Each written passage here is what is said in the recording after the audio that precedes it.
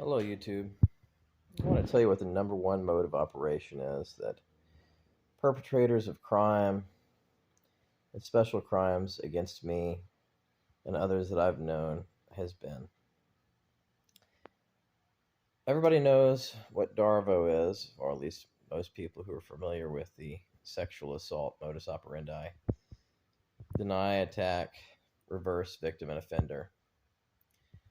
But more importantly, one of the basic things that perpetrators do to victims is they will try to mischaracterize them to the authorities as being a terrible person or being crazy or having some kind of severe mental illness or being someone of questionable integrity or moral character, somebody who's a criminal, something to that effect. Anything that they can do to discredit good faith reporting.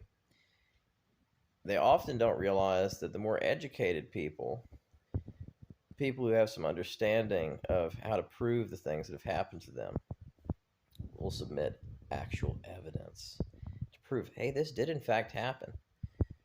And there are so many different things that you can do to do that, but we're not going to get into that in this video. The point is that having been a victim of violent crimes and special crimes many times in my life, I finally realized that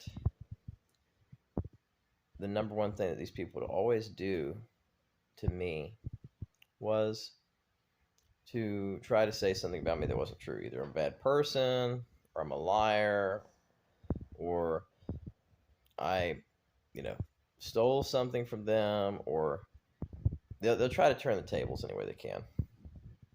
And people who become aware of the fact that you're a victim or a survivor of said crimes will often try to play off the fact that the authorities, in many cases, don't help those people.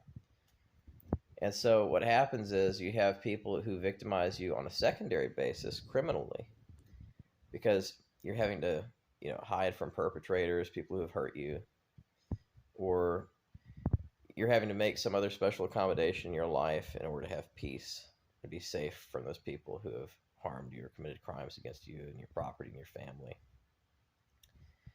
And in the process of being denied help by legal aid offices and by the authorities, people who become aware that you couldn't get any help think that you are extremely vulnerable to further exploitation.